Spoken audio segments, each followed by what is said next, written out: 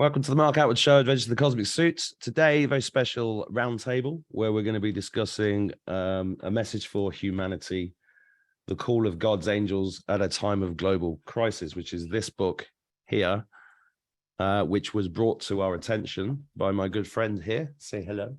Hello. Soraha is here, and we've been joined by how many people?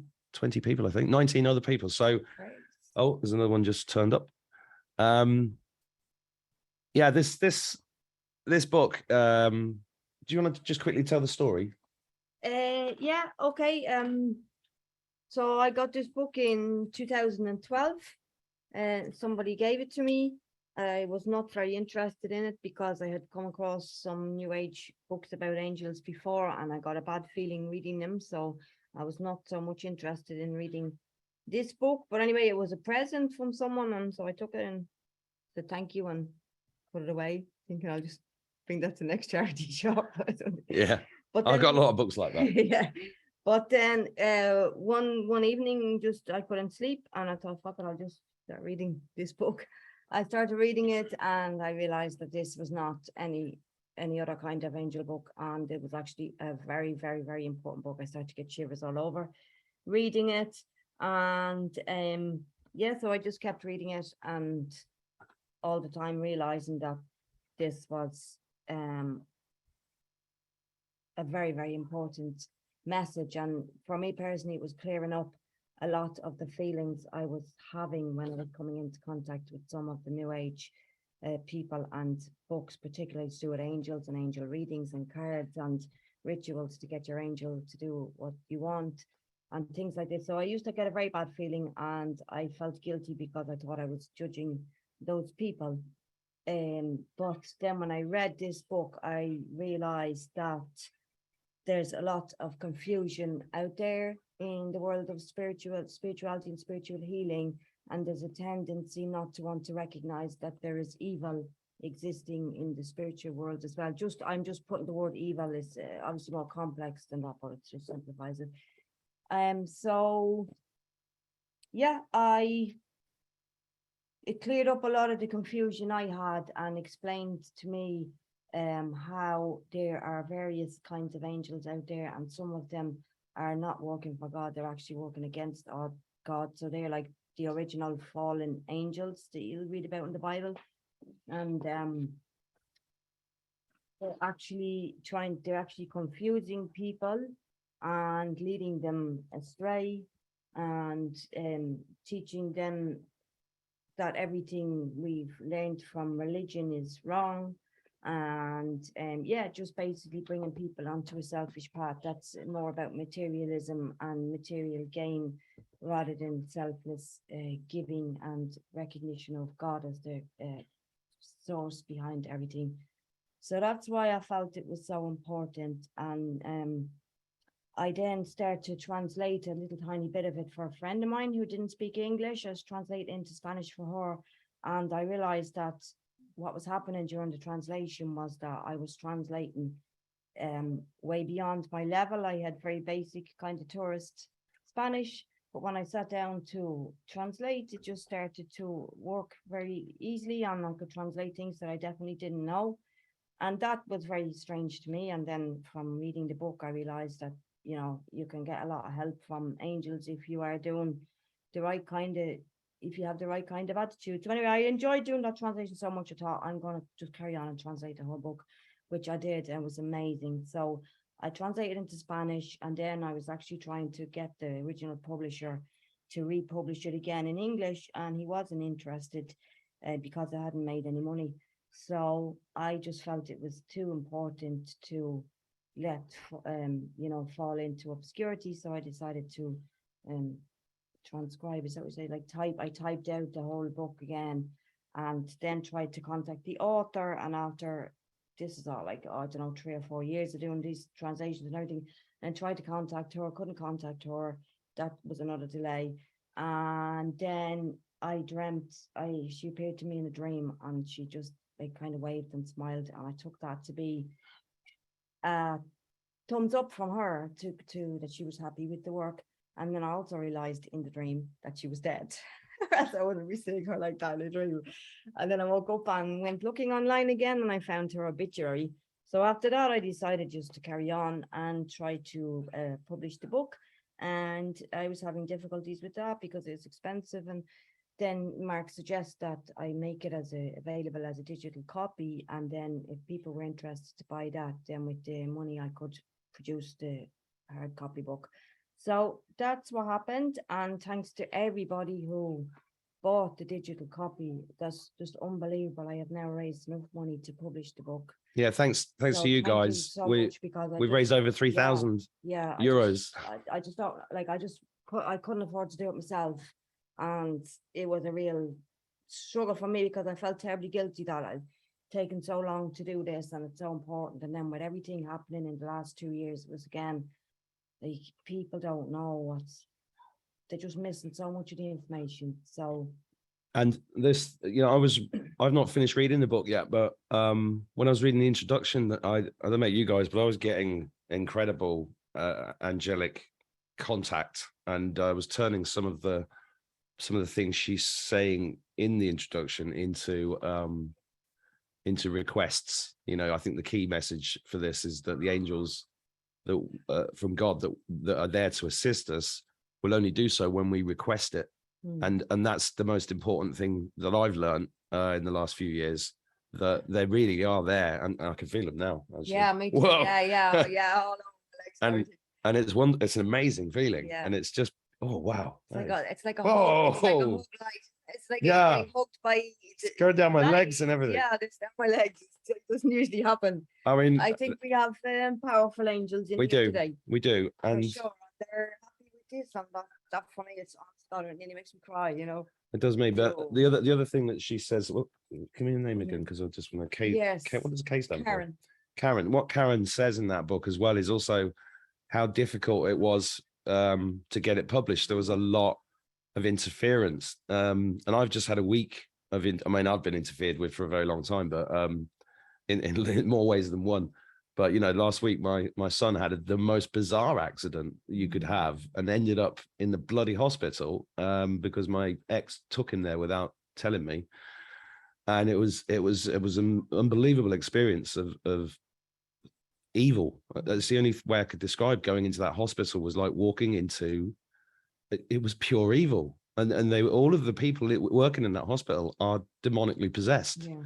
And I walked in like a beam of light, and I was protected incredibly, but I was also shaking, and the adrenaline was off the charts. But they couldn't touch me. It was quite amazing. And we've all got, and I think possibly that's the reason why I was given that experience, because it's not felt like that for me since the man shouted at me in the garage in 2020 because I didn't have a mask on. But the angels, I think my job helping you do this is I just feel privileged to be able to help, and we wanted to get you guys on the round. If you're watching this, by the way, on the channel, and you haven't seen the first one, it's called A Message for Humanity on YouTube, or on themarkattwoodshow.com, or on BitChute, or on Rumble. Please subscribe to all of those, because YouTube was, I've just had another ban for a week on YouTube, so I never know how long that's going to last. But yeah, so you guys, it's just we thought it would be a good idea just to have a chat and give you a few weeks to read it. Hopefully you guys have all contributed and read it. Yeah. So we'd love to hear your thoughts, wouldn't we? Yeah. For me, I'm just so excited because look, since I came across this book, I got so excited, and I bought about 30 copies of it and gave it to everybody I thought might benefit from it. A lot of times there was interference in that as well, because I actually sent the book and gave the book to people who I thought might be able to help me bring it back out. And invariably what happened with those people was they expressed initially like a big interest in the book and said, yeah, oh my God, I can't wait to read this. And then maybe they started it, maybe they didn't, but I gave them a few weeks, and then I would contact them again to say, like, how are you getting on with the book? And without fail, the answer was, what book? Yeah. What book? Total amnesia. And they were shocked. You know what I mean? I could see the faces of people themselves. They felt like, oh my God, she gave me that, and I forgot it. So like, they were properly shocked. So why I'm saying that is because I actually have not had a chance to talk to anybody else who's ever read this book. So for me, just the idea to talk with people and find out what they felt about it, what they found important about it, that's amazing. So that's why I was so excited as well about doing this, you know. Well, yeah, and the other thing I'd like to say before we join the group properly is, firstly, if you can hear kids screaming, I'm not kidnapped today. I've got the 6 kids playing Monopoly in the room behind me, so they're very competitive, and they are putting out the occasional scream. There's nothing alarming. Just nothing alarming there at all. Yeah, the other thing is that when I look at I've got loads of books here. You can see all my books here, and what I learned over time, I've said this a few times, that the cabal have controlled publishing. They've controlled spirituality. They've controlled it all. If you look around at Oprah's a child trafficking satanic witch, right? And yet she's a spiritual leader. It's still in the eyes of millions of people. And then you look at books like The Secret. And, I was looking at a guy the other day. We've all been conned, basically, because all the spiritual books out there published by the big publishing companies, and I do include some of the leading publishing companies in the spiritual field. Look, I had sorry to interrupt you, but I had a big dilemma with that, noticing that kind of thing. Because from not understanding enough, I was like, oh my God, those people are bad.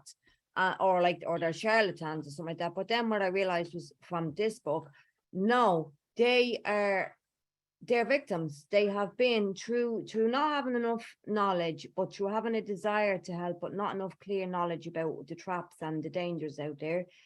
They've succumbed to the influences of the negative forces, and they're being used, and it's horrible. Well, she even says in the introduction that one editor at one publishing company took the word God out of it. Yeah. I mean, and I was a journalist at the Daily Telegraph around the time of the Lockerbie bombing, exactly at the time of the Lockerbie bombing. And I spent many evenings with journalists with 20, 30, 40 years experience working at national newspapers. And one guy, and I just remember one guy telling me only once had one of his headlines ever been published unedited in 40 years.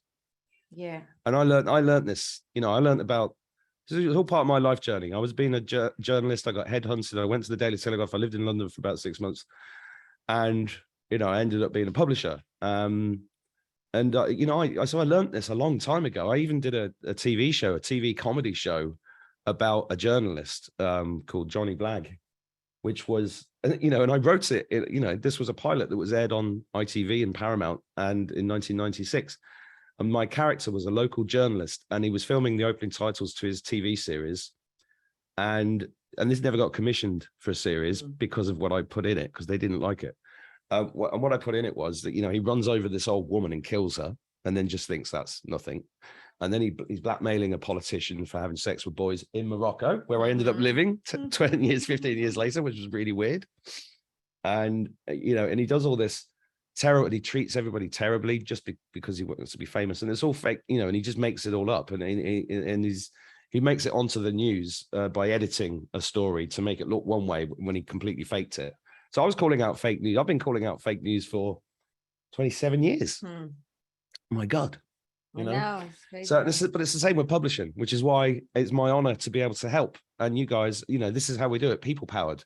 So because of you guys, we've now raised enough funds to go and actually publish a book without using Amazon and, and doing all that print on demand stuff. And the other thing I want to say is that some of you might be thinking, well, no, I've read some really good spiritual books. Well, that's true. I mean, this got published. Now, here's my view on that. The way that the cabal works is that it's like if they produce half an hour news show, they will put some true stories in there to give them credibility. So they'll do a load of lies about weapons of mass destruction, and then they'll do a story about a man being rescued down a pit, which is true, because that lends credibility to what they're doing. One of my friends is a very famous poet, and he is very proud of the fact that he's been all over the world, and he's been on stage with people like Henry Kissinger and Al Gore. And I said to him 10 years ago, I said, do you not realize the only reason they were inviting you is because you lend credibility to them? And he never understood it, and he still took the MBE, and he still carries on doing what he's doing. Yeah. But sorry. Yeah, so that, but only just in relation to that another very important thing I learned in this book, because again, I was confused like that spiritual books and there's some very, there's some very good things in them. I've read probably most of the, most popular ones in the last 20 years.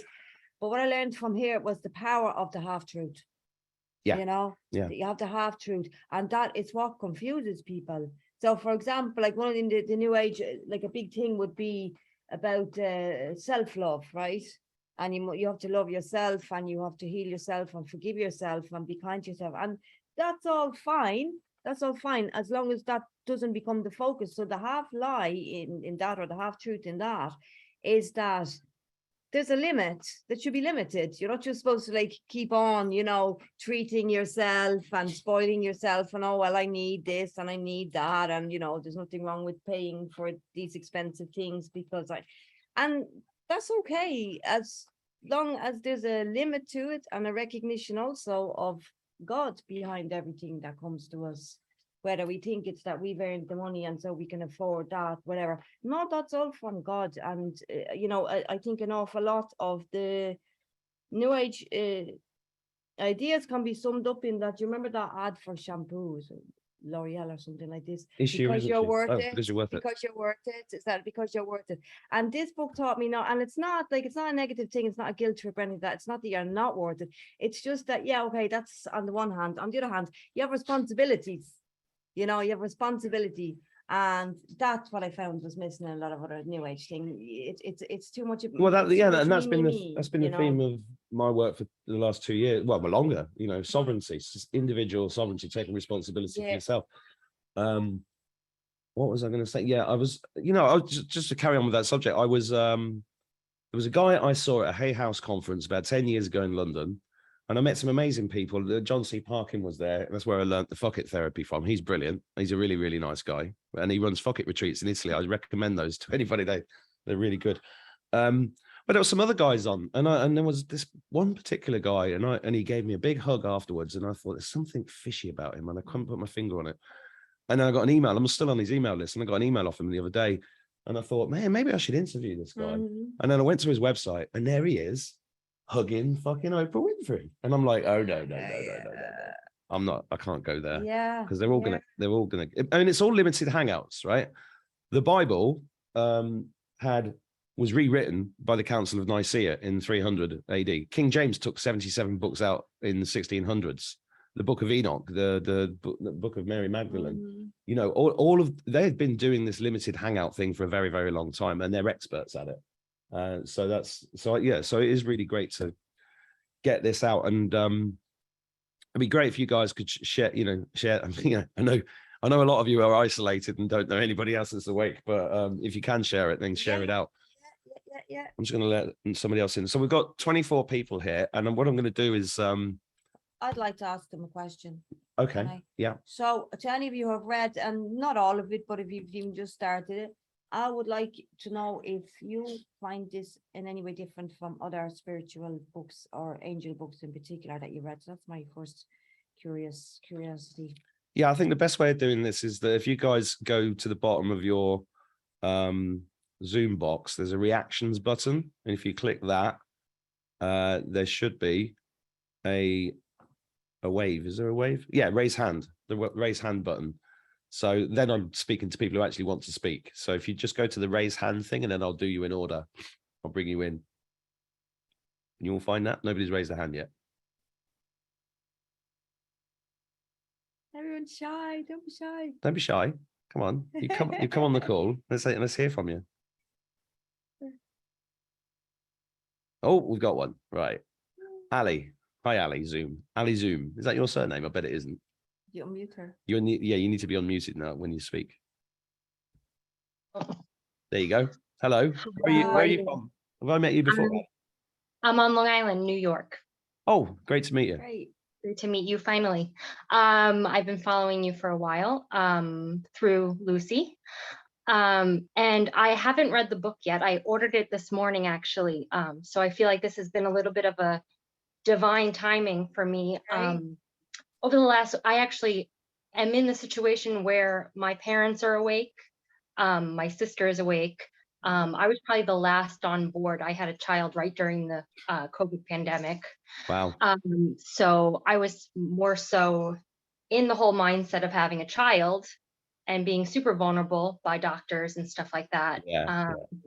So, but in regards to what you were saying and other books, I've been reading lots of books recently, and I do feel like everything has gotten super polarized from any sort of mention of, you know, Christian lineage, even if there was a basic in Christian, Islam, Buddhist. I mean, I remember reading books 20 years ago, and, you know, they would either have a Buddhist undertone or they would have a Tibetan undertone.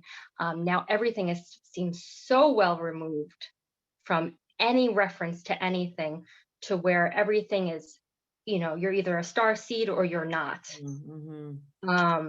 So I've been having a little bit of, I would even say, a pit in my stomach. Even the last week, I can't tell you how many conversations I've had with my mother, my father, who we were Catholics. I mean, growing up, obviously we're not really practicing, but, you know, my child's christened and stuff.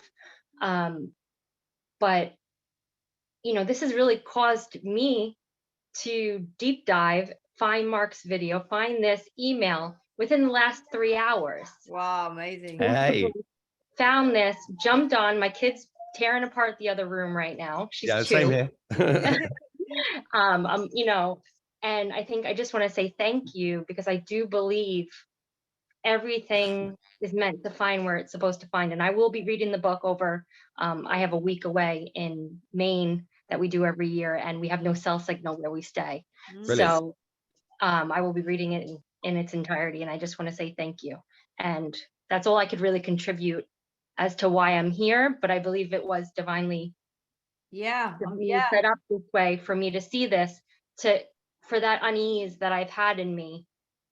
You know, reading some, I don't want to name names, but a lot of things have been very off earth in the spiritual community lately. And, you know, Lucy and other people that I do trust have always been drilling discernment. How does it make you feel? How does it make you feel?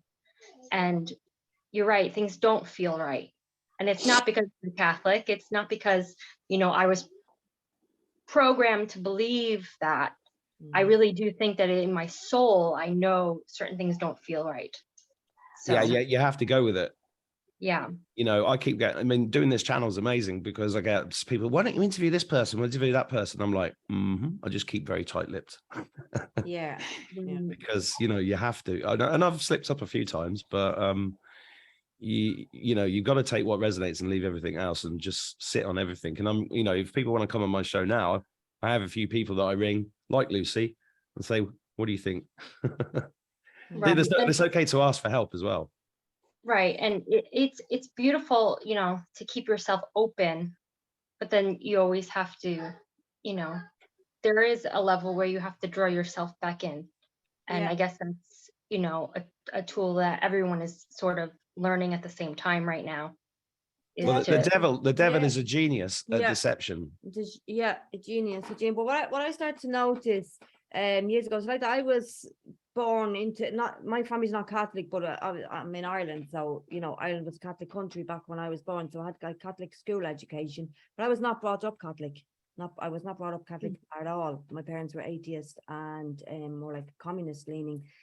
So there wasn't any indoctrination at home, is what I'm trying to say. But what I started to discover after a couple of years of reading New Age books, and I got into that through the healing, because I'm trained as an aromatherapist, so I started to look into other healing, you know, energy healing and things like that. Then that led me into reading different kind of books.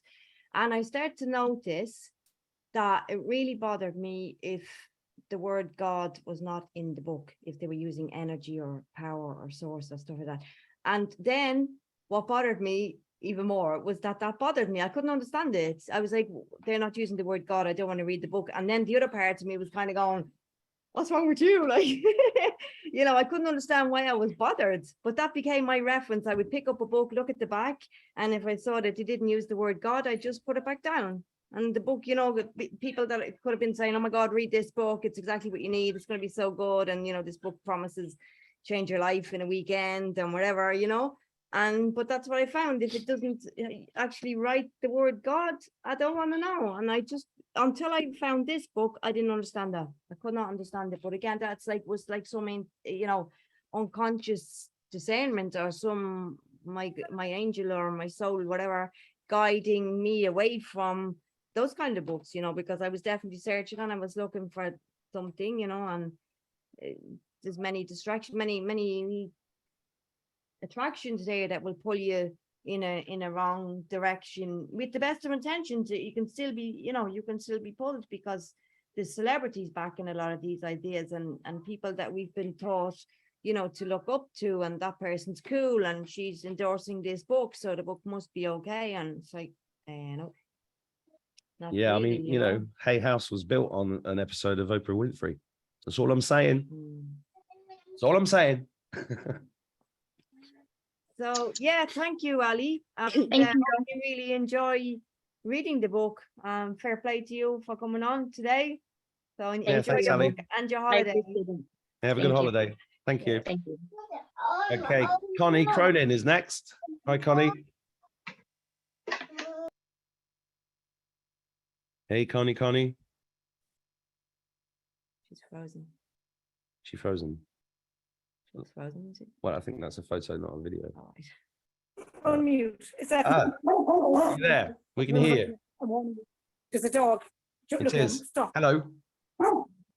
I go upstairs because I hear him. Hello, dog. Dog is mad. Dog needs to get a kick up the arse. A cock kick up the arse. Are you from Ireland by any chance? Cock, boy. Right, but there's a cat here. That's okay. Charlie boy. Okay. He started barking when I started talking. Sorry. That's all right. Where's she gone? No, he's going to eat the sausages that I was cutting up. Oh, yeah. Can you hear me? Yep. Okay. I can't pronounce your name. I'm sorry, Mark, not you. Saraha. Saraha. Okay. Yeah. Not Saraka. It's not the same Saraka, is it? It's No. just a different pronunciation, different Gaeltacht area. Okay. All right, get it. Cockney. We say Saraka. Okay. Yeah. So singing. Okay. That's good. Mark, I've been following you for I don't know, months. I was meant to go to the Sears Show event in Doolin. Galway? Doolin. Doolin, yes. I couldn't go because I hurt my shoulder. But I was meant to be there. I knew that. And I've been awake for a long time due to my own stuff, my own healing. And listening to your stuff about, I have bought the book and forgot I downloaded it because I've been really busy. You see? Yeah. So I'm going to actually the Lockdown pilgrimage next week. And I did send you an email, but you probably didn't get it. So that's why I want to say that love listening to you, Sarika, and love the story. Love a lot of the guests, Mark. That's what I do now every day. I go on YouTube when I'm working on it, doing my work, and I'll watch whatever's happening. And also, I'm also addicted to the Pleiades and all of them ones, YouTube ones, you know, because I have a computer and I subscribe to YouTube for that reason. I know you're banned from YouTube. I'm sorry, but I'm sorry. I sent healing to your weird things that happened to me, synchronicities of last week. I didn't look at my computer because I've been really busy trying to get ready because I'm going away. I'm trying to get all my work done. I'm self-employed with photography and trying to get everything finished because I'm trying to get into healing. I'm doing healing as well and I'm doing it part-time. So I was trying to get everything finished. I didn't look. Normally I would look every day. I didn't look for about 3 days and I realized, but I heard the name Tom.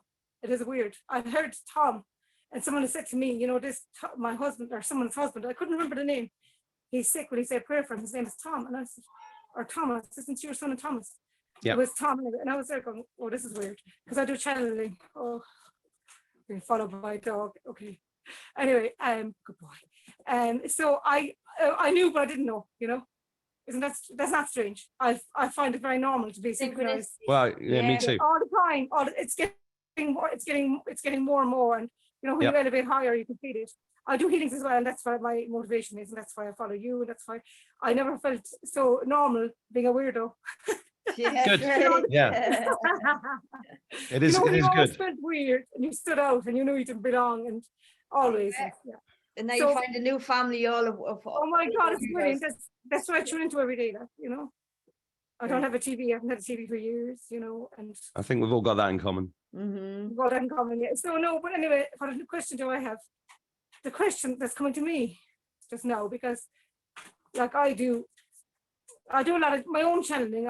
I'm attuned to Reiki for a few years, and I did have a few false prophets because I would hear the words, you know, and the biggest thing that happened to me in my awakening, stop looking, was I got really sick in the beginning of COVID, but I had moved house and I divorced. I just got divorced. And I was staying with my mother's house, which wasn't really great. And I was very sick. I had COVID or something. And I really had visions of St. Martin and Padre Pio, like in trances. I didn't know who he was. But what the thing was that I was very lucky that I was saved. The only thing I didn't know is that I couldn't go to hospital because Mark, you were talking about it a while ago. And I said, I can't go there because I won't come out again. That's right. I've got asthma, and I wasn't, I'm used to being sick with asthma. Okay, good point. And the thing is, I couldn't breathe, so I had to call the paramedics, and I was really like going, shit, you can't go to hospital. I was like, help.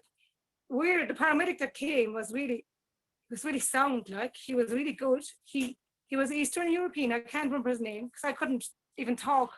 And he said to me, you're not bad enough to go to hospital. I was so glad. And I went back in and I slept for about 3 days.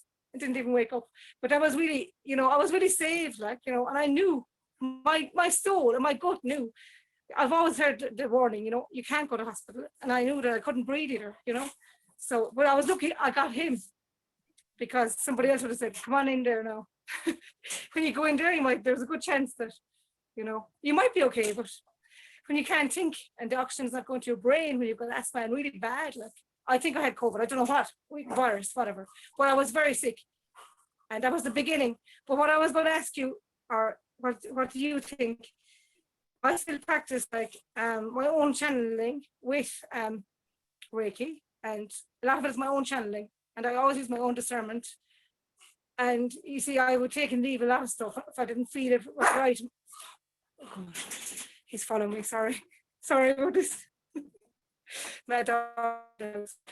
And the question I have is that I got a thing about Oprah Winfrey as well. Oprah, I don't know, for a long time I couldn't gel with her anyway, But so my question really is about doing, like, well, I suppose you have to use your own discernment, card readings and all that kind of thing, and pendulums. I use all of them anyway, And I know that I was raised very Catholic, and I'm going to the Dyer pilgrimage this coming week.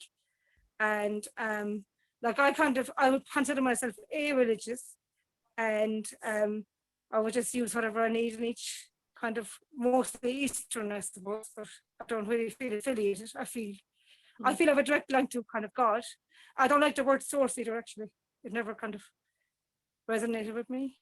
I don't know if my question is in there. It's very long-winded. Yeah, no, I got your question, Sheila. I think, look, each person has to, use their own, develop their own discernment and make their own decisions. Obviously, for me, now, if I'm going to, have any healing or just engage in any kind of spiritual things, I will say my own prayers, and I've turned back to Catholic prayers. So I personally would say prayers of protection, and if I'm going for a treatment and I'm not quite sure, I will ask my guardian angel to either allow it to happen or to block it if it's not something that God wants. And that just gives me some peace of mind. And then it has happened that I've gone to a person and it hasn't worked for me because it's just not my thing. So that's just the safeguard that I would recommend anybody. I know it's, yeah. I see. Say your prayers, and especially ask, look for particular prayers for the Archangel Michael. Well, I have the Archangel Michael prayer off by heart because my mother used to always say it. Good. Yes. Well, then I would recommend that you say that. I feel very connected to him. Always have done. Good. Well, that's lovely. A few years ago, I was in the development circle, and I still don't know. I was in the development circle about, 4 years ago, I suppose. And when I was going, like, it was in our family, it was normal to go to Dyer every year, the pilgrimage. All my aunts and uncles have done it. I'm doing it as part of my ancestral healing, the final part of it. And this year, and I'm going on my own because I knew it has to be on my own, and for the first time. But the thing is, a few years ago, I was going there. It was summertime, you only have a short window. And the person that was the person in charge of the circle was doing live dims. And she gave me a message that she channeled, and I knew that was wrong. And I left immediately. She said that's a good. She completely following your your I always discernment. trust my gut more than anything else. Yeah, But- follow your gut reaction, and if something doesn't feel right for because you, what she said was, and I Yeah. thought, how would you know? She's like, it was like, you know, the way you said about the new age. She said, Connie, you don't need, they don't want you to say their fathers and the Hail Marys. And I said, wow, they would never, like the person she said especially, they were all like very, very, very Catholic and very used to say their prayers. You know the way, say your prayers, go on your knees, say your prayers. And the person she said, I was like, she would never, ever. I left the following, I told her 2 weeks later, I said, I'm not coming back anymore. And I left, and I Yeah. stayed on my own for a long time after that. Yeah, well, look, 'Cause I I didn't think know. I think you've answered your own question there, really. I did, that yeah. Use your discernment. If something doesn't feel right, leave it. If you change your mind later, you can always come back, but don't be afraid that you might offend somebody, like, you know, maybe somebody invited you or something like that. So don't be afraid of offending people, be afraid of offending God. So if something doesn't That's feel true. right, leave it. And again, if you feel in 2 weeks' time that maybe you were too hasty or I don't know, whatever, you can change your mind, but better to say no in those cases in the beginning Well, and I mean, then see. there's But it still good sounds like people, there- you're using your discernment already very well. you know. That's true. Well, I'd Exactly. like to add into that. My personal experience is with Reiki, because I trained in Reiki, and while I was training, I had a very strong message that what we were being trained to call down on with those symbols was not of God. Mm. And I brought this up with the Reiki teacher and upset her Okay. quite a lot. Yeah, I had the same experience. because you know, I've been able to heal with these Mm. since I was a kid. Same, I have healing hands as well. I know. We all do. We all have them. You don't Because need we can all heal ourselves. yeah, we've all got this Yeah. ability. And I think when you know, another thing, if I don't know if you've watched the videos of Ian Welch, and he added in something very useful the Yes, other it's week, amazing. which was to make sure that you're calling in the highest iteration of an angel. Yes. And I think exactly. that's a really Not the other important, one. that's a really That important was thing. amazing, actually. Yeah, that was really helpful. He's amazing. He's amazing. Yeah. Um, And the other thing I'm is, doing the other, good. the other I'm thing I want to actually- say, Connie, is the whole Catholic religion is satanic. Oh, completely. Everything that you've ever been, all the rituals you've ever been taught in Catholicism are satanic, Yeah. right? And it doesn't mean that the It's so- people in Catholicism, it doesn't mean that Catholics are satanic, but they are No, doing they don't satanic want it, rituals yeah, every time they go to church. And you've only got to look around exactly. at the churches in Ireland and all around the world during the pandemic, right? You know, I went to my friend's funeral in Athlone at Christmas time, New Year, and the priest was wearing a mask outside. So that priest is actually saying God got it wrong, Yeah, yeah. right? That's what he's saying. It was shocking what happened and what went on. Yeah. Shocking. So that they're my, As a Catholic background, not a Catholic anymore, I could not believe how they were just bought, get them. even the word amen needs to be looked at in praying, That's true. Everything really. Well, because the that's only thing is, Torah. what I right? do. Did you hear what I said? I didn't try to. Sorry, say it again. Oh, Yeah, the amen is really Torah. true, actually. So it basically inverts your prayer by saying it at the end of your prayer. Oh my God! So- Yes, I know so- what you mean. That's why we have to shake off all of this. In my opinion, we have to shake it all off and go to source. No, of true God. though. I know source. I don't know. I say the divine source of all, but I mean, I always say God. I say Yeah. about 5 names. When I do my thing in the morning, I always say. Yeah, I think I we've call him a lot just of names, the Almighty God. we've just been deceived on such a massive level. We have. You see, And- it's very hard to. I was going to say something else. I'm going to go say something really quickly because the dog seems to want to talk as well. I don't think you want to talk to him. No, you get So- your points in now while you can. The point is, Mark, what I wanted to say actually ask you quickly, but I know you're up the walls, but I was, this will be in the future if we're meant to connect. And what I was going to say actually, go back to the Reiki. I do Kundalini Reiki, and even the day I was going to get attunement, it was the same person. I something felt wrong, but then I felt my father was in the room and he said, okay, he's in heaven. And so I did it. And what I do, when I do my Reiki, I always say the Our Father while I'm doing the healings. The Our Father is the only prayer I do say while I'm doing the healing. And then I do my own channeling, and I think it's from the highest source of like God and the higher realms. So I feel kind of protected with that Reiki, because I've did my own channeling with it, and I've changed it. There's no symbols in my one. It's Kundalini. So it's more Eastern. I feel that's okay for me, and I don't think I'm being deceived. That's Yeah, what I well, feel. you know, that's That's it's all about your own Each personal. person has to make their What own I mind. mean is, I know the We ones all with have symbols free are will, right? So you have to make our own mind and our own decisions, and then find out later if they're right or not. So exactly. you have to decide for yourself, really. But it's lovely to virtually meet you. I'm sure we'll meet in person one day. We will later on. I'll think about you all in October, especially your son, Mark. Oh, I wanted to say something about Lockdown, because Lorna McNeil brought it up. And I remember this. So Gene Decode did one of his decodes on Ireland, and Loch Derg was one of the places he mentioned where there was a deep underground base there. Did you know that? Yes, it's years ago. There's a rumor there about, I don't believe it for a second. This is Catholic crap now. They said, I don't believe it, that they used to fast for 40 days and 40 nights, sure, just because Jesus did it in the desert. So I said, I don't think so, they already did. They used to go into this place and somebody would lock them in there. I said, that's bull, that's BS. Loch Derg was an ancient Christian site, and it's ancient Christianity I would attune to, and I would feel drawn to.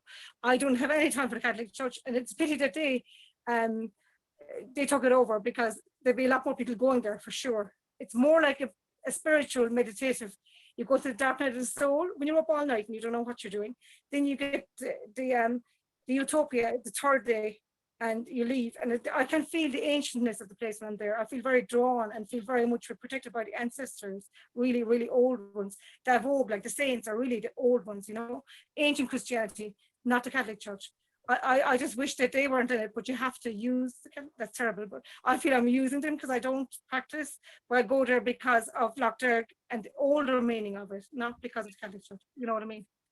You understand what I'm saying about that? Yep. I did know something about that, or I don't know much about it, but I'd like to hear more about it. And it is a very, very, very spiritual thing to do. That's all I know. That's whenever I've done Loch Derg a good few times, and it is very special. And the people that go there are just very, very good people, and they're not, you know, holier than thou going, you know, may call them. They're just good people, you know. And well, do you know, just being barefoot on the ground, when you're vibrating at the right frequency can change places. So thanks for joining in. I'm going to move on now, Connie, to right. Thank you, and God bless. And take care. Bye. God bless. Bye. Catherine Earp. I got you. Oh. Hello, it's really lovely to be here. I just Catherine, we've got a terrible signal. I feel very connected to angels myself. I'm sorry, I've got to mute you, Catherine. What's going on here? Reception is very bad, Catherine. Can't hear you. Sorry, Catherine. That was that's so bad. Is that what that means? No, that's her hand up. Oh. She's muted now. Sorry, Catherine. It's such a bad signal. We literally can't understand a word you're saying. Sorry. Try again in a bit. We'll try again in a bit. iPhone. I don't know. Hello, iPhone. Oh, sorry, Mark. This is Shannon. Hi, Shannon. Hello. Nice to meet you. I manifested chatting with you. I can't wait to meet you in person and give you a heart-to-heart hug, because since day one, my twin sister, who's on the call, also have learned so much from you. So I'm eternally grateful. I love Ian. I think he's magnificent. So just quickly, I'll try to make a long story short. I hook, line, and sinker for Oprah. I don't want to turn this about Oprah, but my twin and I went on cruises with her, and we were madly in love with every word she said from early on in our childhood. And then I found Wayne Dyer. Wayne Dyer was one of my greatest teachers. Well, long story short, I live in Fort Lauderdale, Florida, and I brought my daughter to school, and it was like a moth to a flame to Wayne Dyer's granddaughter. So I have become very close with the Dyer family. This was after her father died. My friend's, one of his daughters, he died. And I was just like, oh my God, how are you doing? Like, you know, I was obsessed with your father. I mean, she knew how obsessed I was with her father. So anyways, I have been on this journey of becoming awake, well, pretty much since I have another daughter with autism. And so when the lockdown happened, I watched The Fall of the Cabal. And I was like, oh God, oh my God, everything resonated with me immediately. And I sent that video to everyone I know. And I sent it to Serena. And I said, she was like, no, Janet, you're crazy. This is not true. And so long story short, her mother got the video and her mother agreed. She's like, oh my God, all of this is true. It completely resonated with her. And she sent it to Deepak Chopra. And Deepak said, yep, it's all true and we're all fucked. That was his reaction. And I said, oh my God, what? Like, what do you mean? Like, my sister did training with Deepak Chopra also. So my prayer is that Wayne Dyer faked his death and he got out before it got bad. Oh, what are your thoughts? That's interesting. What are your thoughts on that? Well, you know, Wayne Dyer came out of amazing things like if you change the way you look at things, the things you look at change. And, you know, and I read loads of Hay House stuff. I mean, my favorite Hay House author was Stuart Wilde. And I think he was the first guy to be published after Louise. And I read all of his books years ago and I got close to meeting him. But, you know, he said that the UFOs that we see are demons. And I know that's not true. So I don't know is the answer about Wayne Dyer. I mean, you know, I think good people have been published within, like I said earlier, within these companies. But, you know, is that just to make, you know, the limited hangouts look more credible? I don't. That's my view, and I don't know whether Wayne was a good guy or a bad guy. I mean, he certainly seems to do a lot. It's like, you know, when you see people, do you know what? I'm very suspicious of when people just pop up out of nowhere and they're suddenly everywhere. You know, like they're promoted everywhere, and I find that very interesting. That's all I'm going to say. But do you know what else as well? You know, you could there's truth in everything. You know, like you can learn from everybody. You can learn no matter what, whether you think they're a good person, bad person, whatever. It's irrelevant. You can still learn something from them. So the very, very first spiritual book I read was Louise Hay. I still have one of Louise Hay's books. So yeah, there's a lot of good stuff in it. You know what I mean? There's a lot of good stuff in it. Good stuff. And it was through her, I learned so much about childhood and healing and things like that. And that was the start of my journey. So then it brought me on other places. I mean, over time, I kind of went a little bit away from her, but I will still use some of her affirmations. And, you know, Louise, when she was writing first, she was using the word God. So I didn't have any problem with her. I mean, I wouldn't go and buy one of her books. Yeah, Louise probably a good. I think she was amazing. She did a lot of good things for a lot of people. Amazing. Now, was everything she said right, or everything about her life? I have no clue, but she did good things, and I think again that's where the discernment comes in, because you don't have to go, oh, that's good, that's bad. I mean, you know, some things are obvious, like, but you can still take some good things, some good suggestion from a book, like 1%, and say, nah, I think the rest is not right, or it's not right for me, or whatever. So comes back to that, really, doesn't it? Every time, discernment and how it feels for you. But you know, a lot of people, what you brought up there as well is that, you know, people have faked their own deaths. You know, I was talking about Felix Dennis to my son 2 days ago. He wrote the book How to Be Rich, and he was one of the biggest publishers in the UK. He was very rich, and he missed. And I went to see. He was also I think he was the world's best-selling poet because he owned the publishing company. And I went to see him perform poetry in Manchester about 12 years ago. And I met him outside. He was smoking outside. I mean, this guy's a multi-billionaire and he stood outside smoking Marlboro Lights. And he wanted a light off me. But there's some very dodgy rumors about him. And around that time, there was the guy, McAlpine, who was one of Thatcher's advisors in the cabinet in the 80s. Who was very, very clearly a paedophile. And him, around that time, 3 of them disappeared. It was him. There was, I think there were 4 of them. There was Jana, he was another one. there was the former chancellor. Was it Nigel Lawson or was it the other one? It was Leon Britton, and this guy Felix Dennis, and 4 of them all suddenly died and disappeared. So bad guys do die on purpose to disappear to avoid the wrath. And I think also good people have faked their own deaths in order to, because this war's been going on a very, very long time. So there is great possibilities to everything you've said, but I don't know the answer in this case. Yes. And then one more thing about Dorian Virtue. Yeah. I loved her angel cards. I loved her books. I saw her speak several times, but then she's like, burn my books, burn my angel cards. Yeah. They're from Satan. What do you think happened to her? Was she like, now she's very religious? I think she's born again. Conversion. She said that Jesus himself appeared to her. If I remember rightly, I wasn't a big fan of hers again because it was too obviously New Age. But God, fair play to her. Oh my God, she got death threats and everything after doing that. She Right. got so many threatening emails, hate mail, death threats, and all the time her thing is, okay, yeah, people have bought my book. I was led astray. I led people astray. I didn't mean to. They bought my book. If they want, I'll give them a refund. And I mean, I think the woman is amazing. Like, she could have just disappeared, into the background with her money and said, okay, I'll forget about that.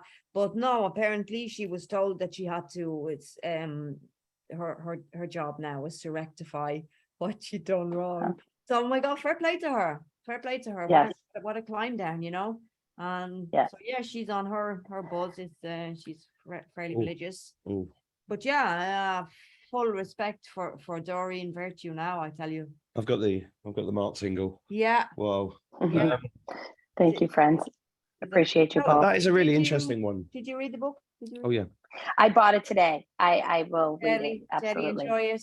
Thank you. Thank you. Deadly. yes. Deadly. I'm just going to explain what deadly means. It's a Dublin word for that's really good. Deadly. Okay, great. Deadly. Thank you. Thank you. What's your name again, sorry? Shannon and my twin sister Sheila. I don't think her camera's on, but we're going to go on one of your Shannon, retreats. hi, Sheila. Most definitely, Mark. Oh, We right. love you. Cool. Well, You're yeah. the best. Thank you. Well, I'm doing Morocco. I've just got to finalize the details. I'm nearly there. But it was great to meet you. Okay. God bless. Thanks for coming on. God bless you. God bless. Bye-bye. Erin Davis. Hello, Erin. Erin got fed up. Erin's gone to the loo. Yeah.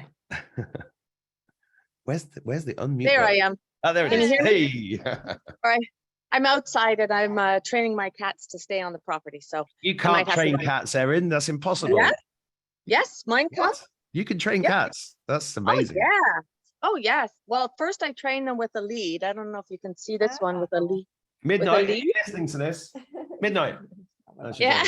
She's sleeping on. And then that one over there, if I call her, she'll come. But anyways, we'll focus on this. But yeah, she comes in and when I say, come on, let's go, this one will come in and this one meows back at me. She says, no, I'm not ready to go in yet. So, but she does come.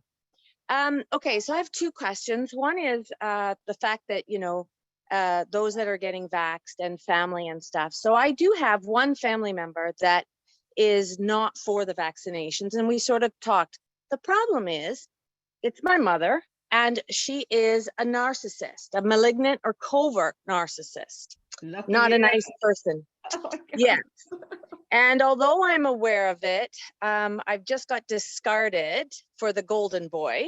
It was an Easter dinner, and it was the second time that I was discarded, like the day before. Okay. So I'm just wondering, how does a narcissist get into this? Or do you speak to that? I just bought the book this morning and I've only read like a few pages. Yeah, no, that's Jeff- something she doesn't go into that at all. She doesn't touch on that at all. I mean, I know it's very popular now. There's lots of people with channels all about that. And actually, I'm saying to you, maybe do a show about that because so much she doesn't get into that. But again, I've had my own experiences with narcissists, and what I came to believe, yeah, probably with the help of this book, actually, but she doesn't refer to it directly, was that God help those people because they're seriously possessed. And my belief, I have no idea if this is true or not, but my belief about that is that narcissists are there to challenge people in Yeah. a very, very, very serious way. And then honestly, depending on what humor I'm in, I will sometimes say that narcissists are there to actually try to destroy good people, because they definitely target particular types of people. I don't know how that would work now with it being a parent, you know, there's less of Mhm. choice there, unless you go with the idea that you chose her to be your mother, you know what I mean? But Yeah.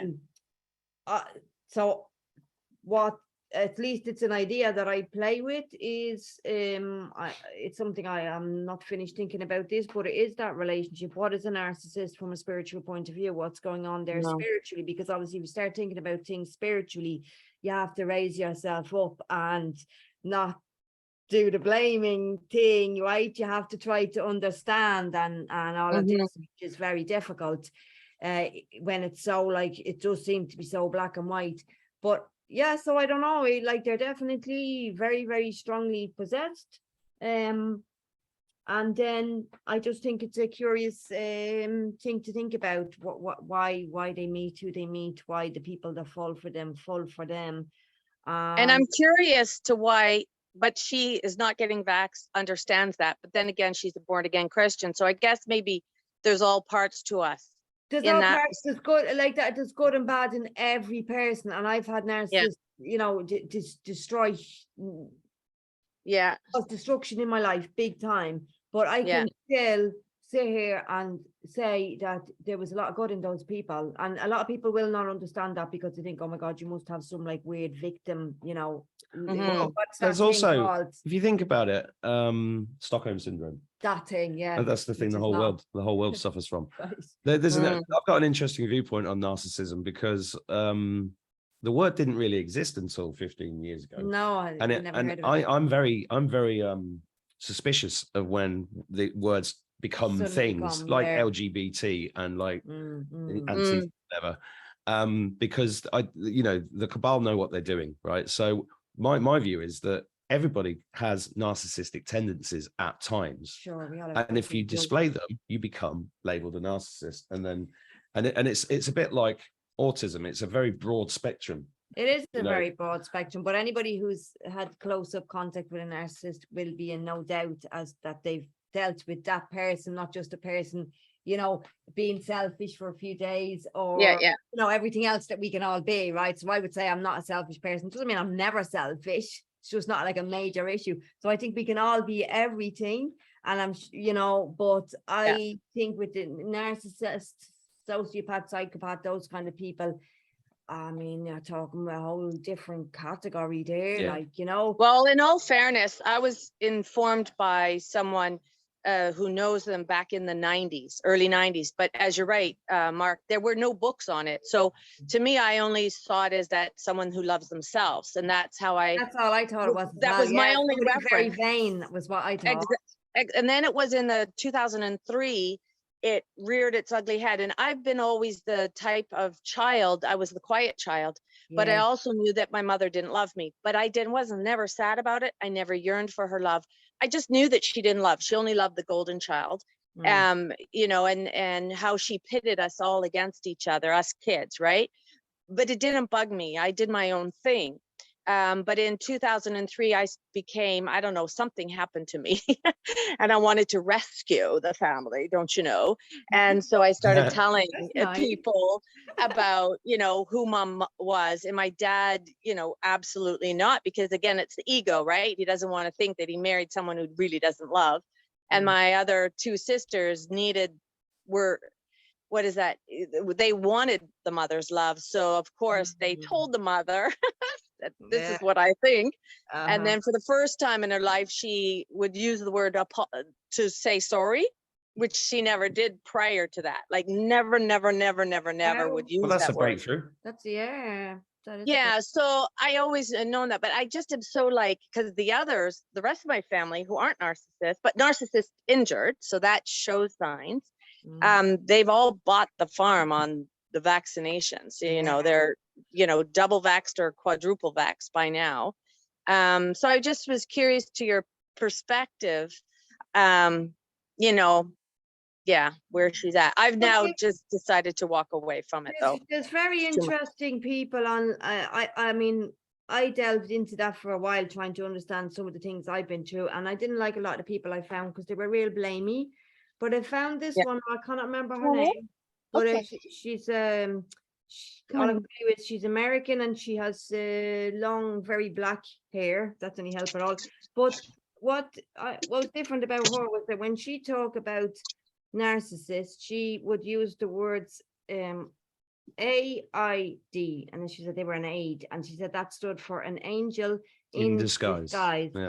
Yeah. What they are going to show you is because it's not everybody is susceptible to a narcissist. And again, I don't know much about the Yeah. parents' relationship, so more like colleagues or relationships, that kind of side. But at least for those people, it's often that they are susceptible to the narcissist attack because of something that happened way back in their childhood. And they may have thought, they may not know about that, they may think it's no big deal, but definitely there's some problem there in them, a boundary issue normally, or something that's caused them to have no boundaries. And what this woman was explaining is that, you know, a narcissist will shove that in your face. You will not be able to get away from the fact that you have a problem. There is a reason why you fell for that. And until you heal that part of yourself, you may have been just managing through life, ignoring that, or as I said, not knowing. But that person will bring you to such a low point that you will have no option but to start looking and asking deep questions. So, you know, again, when you're in that situation, it's very, very hard. There's none of us saints like to raise up and, you know, think from a higher perspective. But I at least try to keep in mind when I'm thinking about those things that there is a higher perspective and there is a point and there was a reason and it happened for a reason. And if I fall into the blame and anger, you know what I mean, that's not going to help. It's not going to make me feel better and I'm not going to learn anything. So it's just trying to keep that higher, you know. But look, she does explain a lot about how the rebellious angels influence us in our thoughts, our feelings, in our actions, and in ways that I had no clue about. Just, and again, things that might be considered quite normal in society, but she again just explains it very, you know, very, very clearly. Like that kind of thing. So let's say if a person has been victimized, right? That's one thing, but there's another big step to be falling into the trap of being a victim, because if you're a victim, first of all, you're 100% right. And the other person is 100% wrong, and they did that to you, and you know they're bad, and all this kind of thing. And there's a lot of traps there. So in a sense, although it's an absolute nightmare, you know, it is something that you can learn an incredible amount from. And you know, if that means that you have to say, okay, bye, you know, to whoever, there's nothing wrong with that. You don't have to suffer it. You can turn around and you can say, okay, I'm off. I have learned two things. One, my dad passed away Valentine's Day 2018, and that's when she really, all of a sudden, she lost her narcissistic supply, and it went crazy the last 4.5 years. But I have learned that he's quite the saint. He was able to be stable pretty much the whole time they were married, 60 years. So that was, he was keeping her stable. And well, and he kept saying, you know, she's doing the best she can, and I just wake up every day, and he would start new, and it was sort of like he was stuck. He was caught in that, you know, dynamic until she finally broke him about 4 months before he died, and his heart just hardened, and he just said no. He finally admitted and realized. But up until that, I just sort of see, gosh, boy, he dealt with a lot. But anyways, I was just curious as to, you know, this, you know, hasn't bought the farm, and she's a nurse. So, you know, retired. Yeah, look, they're usually, I mean, they you know, they can be very sharp people as well. So, you know. Yeah, very intelligent. So very, very, very intelligent. Yeah. Well, I look forward to reading the book. Really, really do. I've already started it, so I just got it this morning. So thank you so much. So much. Thank you, Mark. It's great to meet you, Erin, and good luck with the cats. I might bring mine along. Thanks. Bye. Take care. Bye. I've just realized I'm the only guy on this. So are you? I thought there was a man there. I've not seen any other men. Okay. which just tells you everything about this whole period. I know. It's all women. Where are the men? I know. They're afraid to say anything in case a woman Aline- tells them they're saying something wrong. Aline, have I got that right? I've only got your email address there. I can't see if I've said it right. Yeah. Hi. How you doing? Hello. Hello. I'm calling from Sweden, Stockholm. You're hurt to Mark. Du heter Mark. Tack så mycket. Varsågod. So I just want to talk a little bit about the narcissistic mother. And the only thing I want to say is, at one point I was at a training and I saw my mother as her angelic self. So she's a gigantic angel. And I was so knocked out of meeting her that I couldn't drive home. So someone had to come and pick me up. Wow. So for me, my mother, she's a narcissist on a personality level, not on a soul level. So sometimes that helps me to and of course I learn a lot from it. I read 4 chapters of your book, and it's sometimes I don't know the words, but I feel like I'm filled up from inside. Before I was more hollow. So thank you for that. That's good. That's amazing. Thank you, Karen. Yeah. Amazing. When I was reading this book, I often found myself hugging it.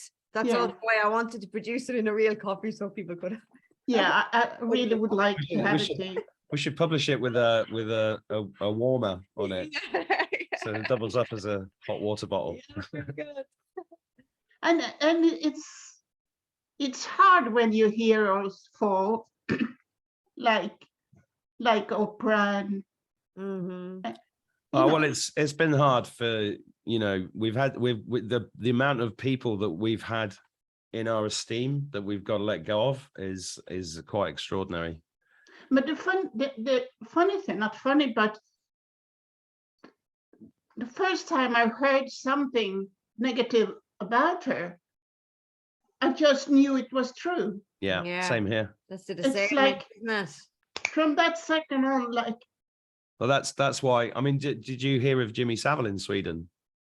No, but I know about him.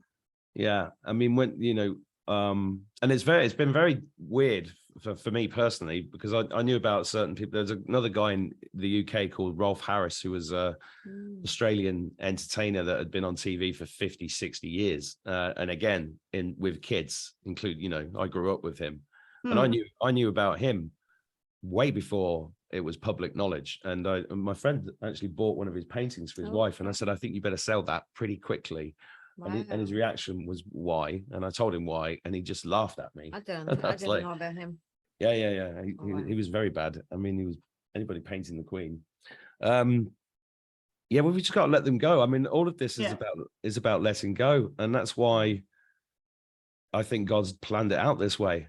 I think at the same time, it's a bit dangerous that when someone says something about someone else, if you believe it directly, it's also challenging. Yeah, and that's why I think I often recommend David Icke's book Truth Vibrations, that was written 20 years ago, which is about this time. And I think what this book does as well is connects us to truth, because true God is truth. And that connection, and I'm getting it now again. Yeah, that connection is the only thing you need to understand. Everything else is just noise. And what I do now is I just don't. If the information's a bit like it kind of can get its hooks into you. Yeah. And, you know, you can be led by information, but the only information you need is in here. And I think that's why this is such a wonderful book.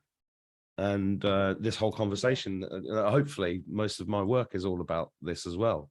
It's just about digging in. Yeah, information is really interesting. And there are people that know a lot of stuff about a lot of things, but how much of it is true? Well, This again, is- and what I think as well is that, I mean, information is great, but it's only great if you can use it. You know what I mean? If you can't use it, then if it doesn't serve you, then get rid of it. Yeah. So what I mean is, what I'm trying to explain is that when I hear anything about anybody, I just sit with it, and I don't get attached to it. I'm not attached to anything or anybody. I'm not attached to any ideas at all. You know, I'm not attached to any religion. I'm not attached to any personality, including my own. And this is what I tell my kids. I said, don't trust anything, including this. Can I ask you a personal question? Who? Not personal, but anyway, about your guests. Oh, to me. Okay. Yeah. Yeah, about your guests on the show. Would you say, from your point of view, that they are trustworthy? What I would say is that I run the whole show purely on intuition and synchronicity.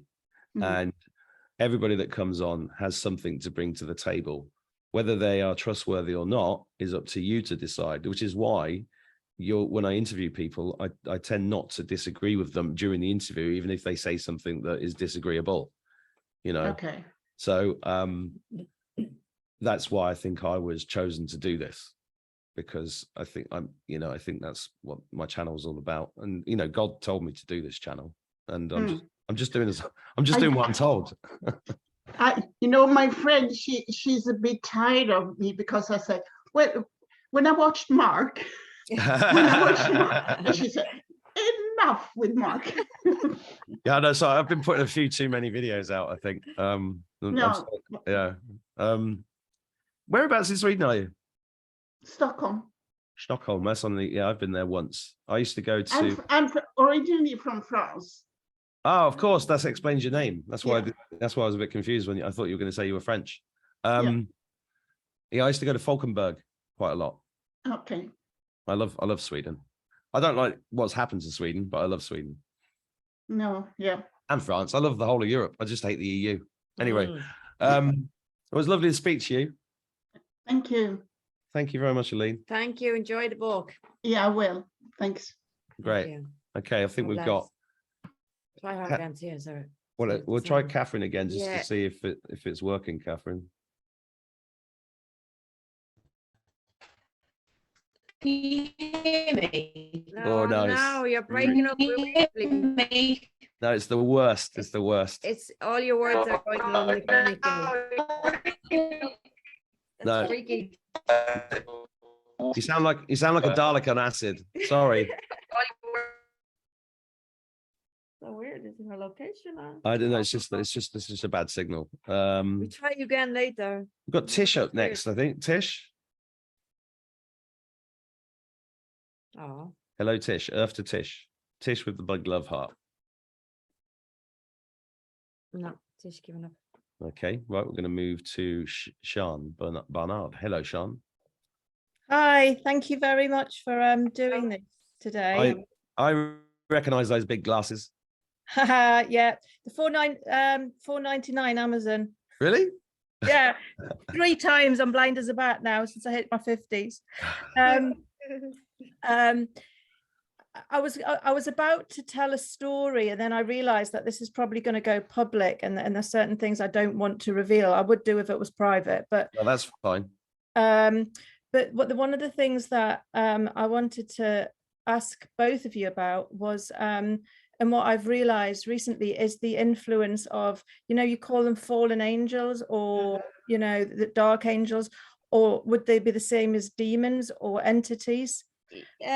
Fallen ones, right? Yeah, I mean, I think that there are a lot of different grades. There are 9 different levels of angels.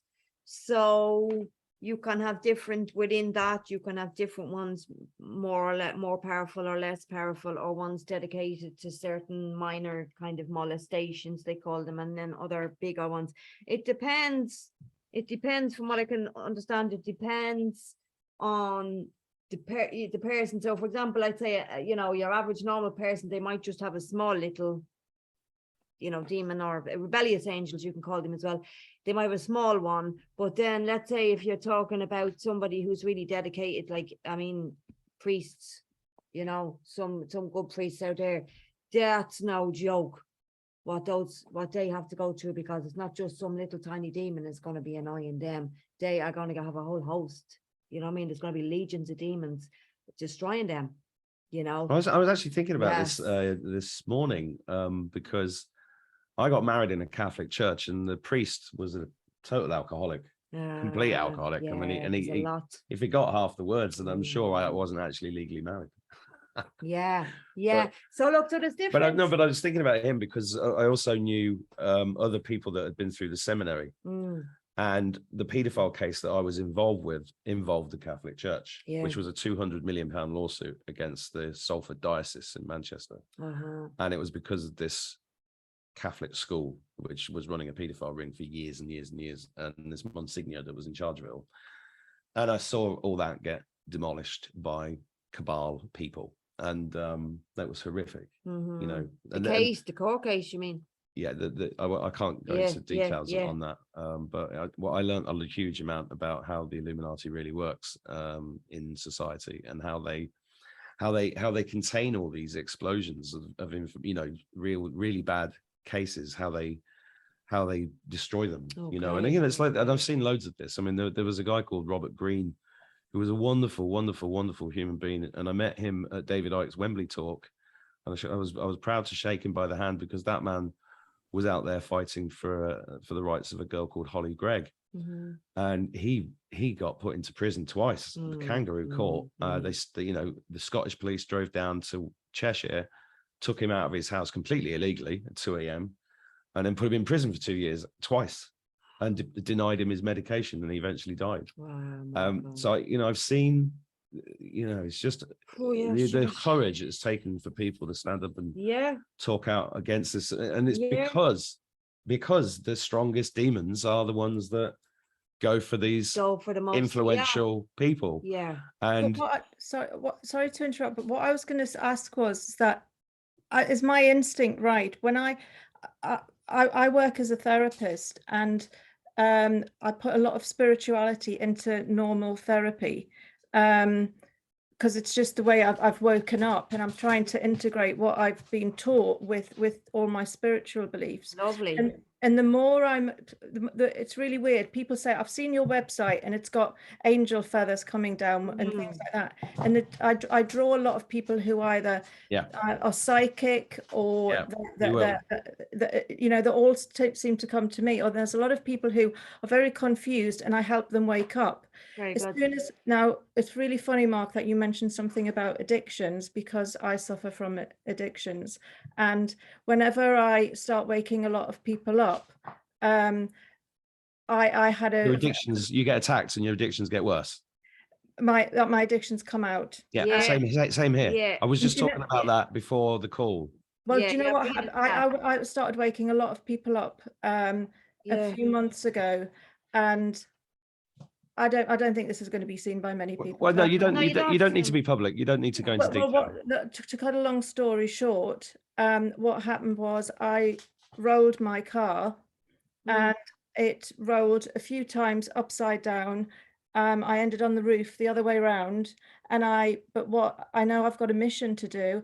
And I walked out of that car with no bruises, no scratches, absolutely nothing, not even seatbelt marks, nothing. Wow. I pulled out of a shattered glass windscreen. But the reason why I got into that position was because I had a voice in my head telling me that it was okay to partake in a behavior. Yeah, I understand. I'm with you 100%. And I feel like they were on my back for a long time, and eventually they got me. But then I feel like something saved me. Well, I'm just going to give some pizza money to my daughter. Hang on, there you go. we've all got weak points, right? And they know my weak points, and I know my weak points, right? And I think what they just put me through was designed to get me to push one of my weak points, and they were successful in that. But I know I'm divinely protected.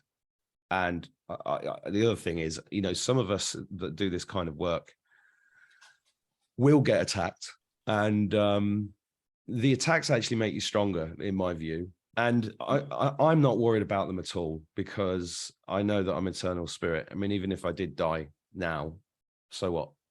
You know, I've literally got to the point where I don't care, which also means that I throw myself under the bus, you know, because I throw caution to the wind with everything that I do. In fact, I've always been like that my whole life. And I think what you got to do is not, because the other side of that is feeling the shame and guilt of it. That's the other thing that they want out of you, is shame and guilt, because that's low vibrational frequency, and it weakens you and it slows you down on your mission. And they feed on it. They feed on it, yeah. And it slows you down on your mission. And there is a, you also mentioned, what you mentioned in the car thing then just reminded me of another book that I remember reading a while ago, called An Inquiry into the Existence of Guardian Angels. And I don't know if you, I think this is a journalist investigative report. It's a French guy called Pierre, I think he's French, Jovanovic, or Jovanovic. And this is an excellent book as well that I read a few years ago. My wife actually bought it, and then I had a good look at it. And the reason why you reminded me of that is because he talks about being in a car. And I think it was, I think the story is that somebody was shooting at the car. Okay. And the, you know, and he got pushed out of the way by something. Yeah, right. And the bullet missed him. And he didn't believe in angels or anything. Right. So he decided to investigate it. And that is an excellent book, Into the Existence of Angels, which I think, you know, I'd recommend everybody have a look at if you've got the time. I've got loads of books I can't read. I haven't got the time. I mean, they're all on my desk, and then I can't get past 2 chapters really, because I'm so bloody busy, but we do our best. Well, look, another thing that this was actually an exorcist who I really trusted, a Catholic priest, I would consider a good one, and a very powerful exorcist. He told me that what the devil hates the most is to be laughed at. Yeah. So sense of humor. And there's actually that's why I do dad jokes on my channel. Yeah, it pisses them off. Jokes, yeah, do jokes. And there's actually another Italian exorcist. I've seen him in a documentary, and he can see demons all over the place, you know. So he will sometimes see a demon coming at him, and he literally does this. Yeah. You know, which makes him giggle, and it's you know, it's laughing at the devil, and apparently that's what he hates the most, because his power is not real. Yeah, it's all perception. Power, it's trickery, and the last thing what he needs to succeed is people's fear, right? And he needs people to be afraid of him. But if you can manage, look, I get afraid myself when these weird things happen, you know, but if you can manage not to be afraid, or at least if you are afraid, you just laugh and you say, whatever, you know, just make some stupid joke like, aha, I see you, you can't get me, you know, whatever childish thing comes into your mind, you know, that's, use that, I think. But Archangel Michael, you should have try to make a connection with him, read about him. There is something in this book about him. The highest iteration. The highest. He is the regent of our times. So this is the way it works with apparently with the archangels, that they they share the responsibility for humanity, depending on what direction the overall evolution is supposed to take. So for example, the age of enlightenment, that was overseen by the Archangel Gabriel, because his connection is science and healing. Okay, so he was meant to bring the ideas of medicine and modern scientific research into being. Now, obviously, that got corrupted, because like that, you have to remember, every time you try to do something good, you are putting up a flag that's saying, woohoo, over here, you know, so you will become a target for the negative that was going to try and always stop the good from coming in. So that's the way it works with the archangels. They're overseers of the evolution of humanity, and then depending on their speciality area, you know, they take turns. So at the moment, since 1879, we are in the reign of the Archangel Michael, who is always present when there is the biggest battle between, when the whole thing is about good and evil, the battle between good and evil, and who's going to win that. Has it ever not been? Has it ever not been? Not as a predominant, you know, not as a predominant. So this is predominantly the theme of these times, is the fight against good and evil. So Archangel Michael is the regent, and it's very recommended for anybody doing spiritual work, especially like that. If you're dealing with people with addictions and all that, you're trying to fight your own addictions, make a connection with him, get into prayer, and you know, have some, I personally like having pictures of him, a tapestry somebody made for me in the house, but have pictures, you know, I don't know, it's just, to me, it's a good thing. It gives you focus, you know, yeah. So have pictures. You can get little prayer cards and just try to get in the habit of asking. As soon as you, yeah. Real. I used to laugh at this sort of thing. I know. It's real. So did I. I used to think that this was crackers. I know. But now. I know. So did I. But you can get little prayer cards with it. There's a particular prayer to the Archangel Michael that will invoke his help if you feel under attack, and I think it's well worth, you know, because obviously you're doing very important work. You are. Or else they wouldn't be bothering you. Yeah, exactly. And the good news is that you're obviously having an effect. Great. Yeah, that's the way I see it. When I get attacked, I'm like, oh, I'm doing good. And my God, she's already been through a traffic accident, so like you have got some protection there, girl, you know. Yeah, seriously. I really feel like I was protected. I feel like I was taken out of the car and put back in. Oh my God, I'm shivers all over my body. Yeah, me too. Wow, yeah. Well, I'm glad you're still here, Sean. Definitely, yeah. Thank you very much. Me too. Or not in a spinal unit. I know. Yeah. Yeah. What's your you're in England, are you? Yeah, I'm in the north of England. Yeah. So I'd love to find out more about your healing, your therapy and your healing. Wait, what's your website, Sean? Peacefulminds.org.uk. Okay, peacefulminds.org. It's a traditional hypnotherapy and cognitive behavior website, but a lot of the work that I do is very sort of spiritual, and I like. Yeah, because that's something I've often found. You know, I have looked to have therapy before in the past, and I always run up against therapists that just like, I don't know, doesn't believe in God or something like that. I know. Because I feel I can't be fully open with them because they're going to be maybe judging me. Oh, she has that problem. That's why she's gone weirdly religious, because that's right. Yeah, I usually say to people, I know what you're talking about. Yeah, I see those too, or I feel that too. So yeah, you know, it's nice. It's nice. It's really nice because you can actually say it with, and not just, oh yes, what's the classic thing? Yes, I believe that that's what you believe, or I believe that you think you experience that. It's like, no, don't give me that. Why? So to be able to talk to somebody who has actually had their own experience would be amazing. And what's the address again? Peacefulminds.org.uk. Okay. Cool. All right, we're going to take. Thank you, Sean. We're going to take one. Very much. We're going to take one more, and then we're going to wrap it up. So, Lorna. What about me, Mark? Who's saying that? Oh, Tish. Tish is. You're back. Sorry. Well, you didn't. Let's try Catherine again, but maybe she fixed it. Well, then let's go. Tish. It's you. It's you first. Sorry, Lorna. Tish is first. I wasn't picking up on that, Mark, earlier on. I'm in South Africa, and my go-to angels is Archangel Gabriel and Raphael. Nice. And I watched your last video with Mark, and I asked the question, what's wrong with Raphael and Gabriel? Nothing. It's just that they are not as directly involved in human affairs at this moment as compared to Archangel Michael. There's nothing wrong with them. In other words, they're not fighting the battle that we need for. I mean, look, to be honest with you, I don't know enough. You know, I'm only just like beginning, and it's a whole world there that I don't know about. But I from what I can say with confidence, there's nothing wrong with him. something wrong with them. They're not like on a wrong side or anything, that there's nothing wrong with them. But we are in, it is especially Michael who is overseeing the evolution of humanity and trying to steer humanity away from the abyss.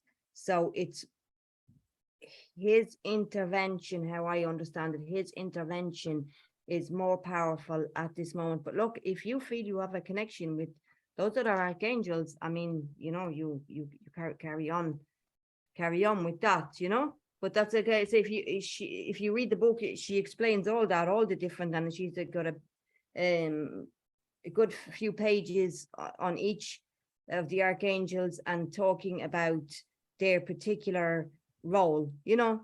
So she will explain a lot more to that. But no, there's nothing wrong with them, and if that's your part of your practice, you know, that sounds great. Purely because I do a lot of meditation and dowsing, and I asked the question, who's my archangel? And it was Gabriel. Right. Yeah. Well, I think again that people, because again in the book she talks about something called the school of Michael, and that would, I think a lot of people that are on the journey now would more or less belong to that school. But as far as I know, there are other schools. So you're talking about spiritual streams, no?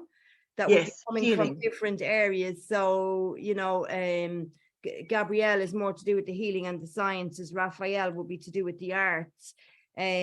So, you know, I'm sure there's probably there are souls that are more innately linked with one or the particular streams, you know. So if you feel that link, you know, great. Yeah, I mean, it's like you know, my name's Mark, right?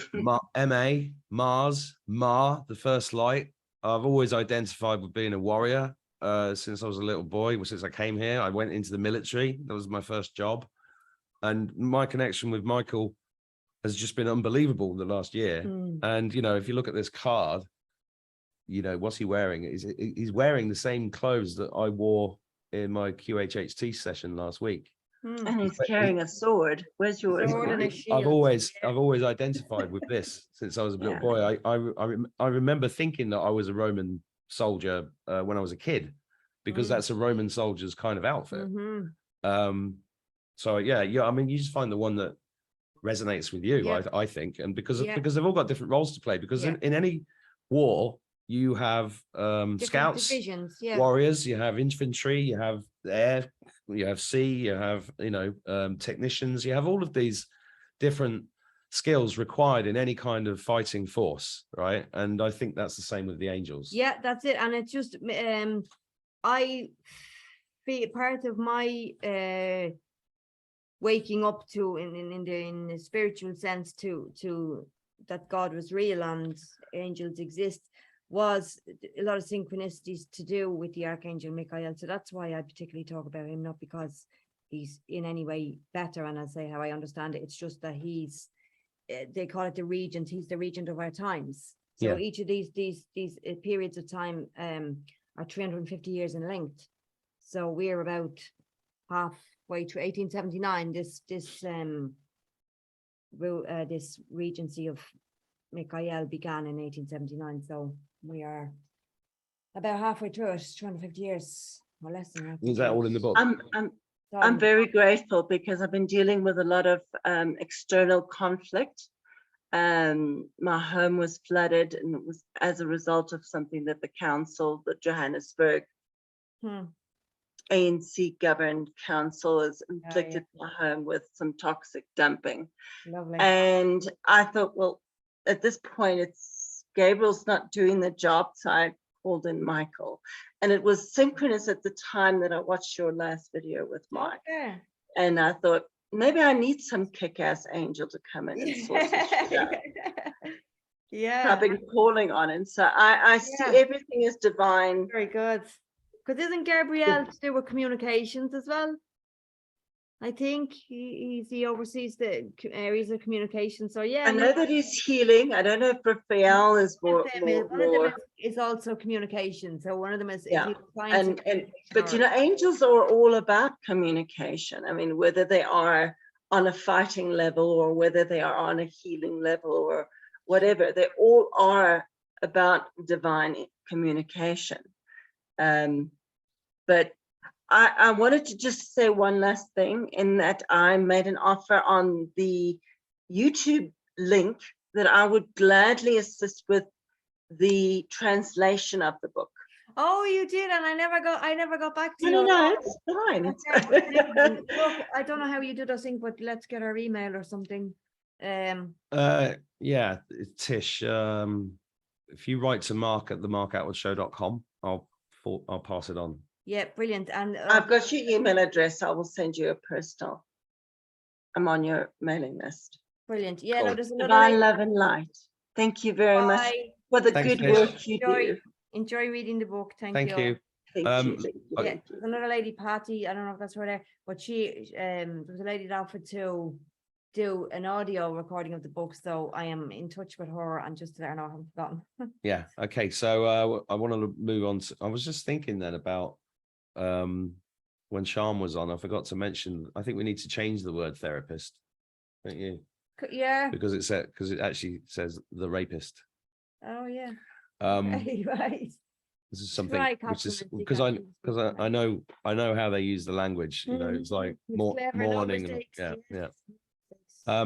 I'm gonna move on to Lorna, and then we're gonna wrap it because it's been an hour and 40 minutes so Wow. far. Very good. Okay. Hello, Lorna. Lorna McNeil. Are you there, Lorna?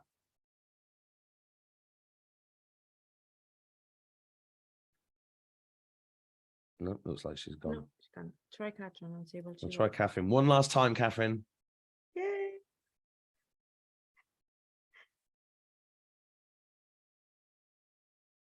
Nope. No, hello. Can't hear you. No, Catherine must still have missing. something really important to say. I know. That's why they're blocking.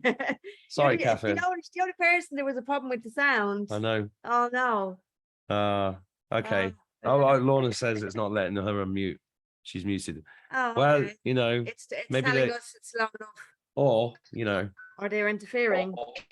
it's Catherine again. Yeah. No, it's not going to work. No, it's really not going to work. So I'm very sorry, Catherine. I'd love to have heard what you had to say.